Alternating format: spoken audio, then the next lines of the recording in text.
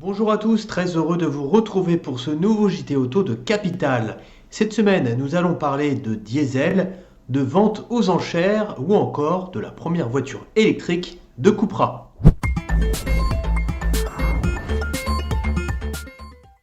On parle de plus en plus de véhicules hybrides et de véhicules électriques. Pour autant, les Français n'enterrent pas encore complètement le diesel. Selon un récent sondage du CNPA, le Conseil national des professions de l'automobile, 71% des personnes interrogées seraient opposées aux mesures de certaines villes visant à interdire l'accès aux véhicules diesel.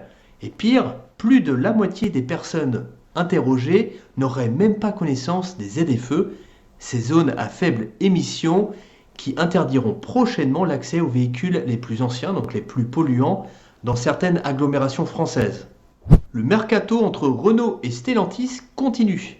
Et cette fois-ci, c'est Stellantis, ex-PSA, qui a fait son marché chez son principal rival tricolore en recrutant François Leboine, un designer de talent qui a notamment œuvré sur le magnifique concept car Renault 5 dévoilé en début d'année.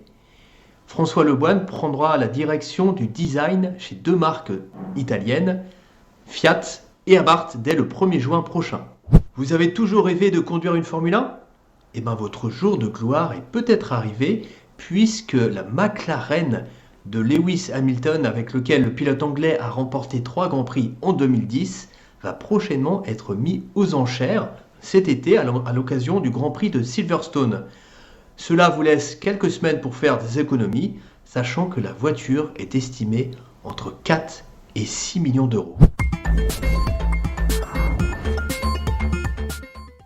100 820 euros. C'est la somme qu'il faudra débourser pour vous offrir la 8e et dernière génération de Chevrolet Corvette qui sortira en France à l'automne prochain en coupé et en cabriolet. Alors bien sûr, ce prix ne tient pas compte du malus écologique qui devrait atteindre le montant maximal de 30 000 euros, sachant que l'américaine abrite sous son capot un gros V8 de 6,2 litres de cylindrée développant 475 chevaux. Mais comme on dit, quand on aime, on ne compte pas.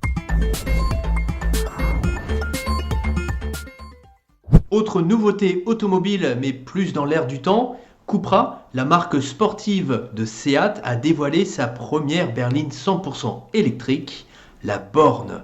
Cousine de la Volkswagen ID.3 dont elle partage la plateforme, l'Espagnole se démarque par un style plus sportif et quelques éléments spécifiques, notamment tous ces boutons qui permettent de changer le mode de conduite qui sont directement intégrés sur les branches du volant.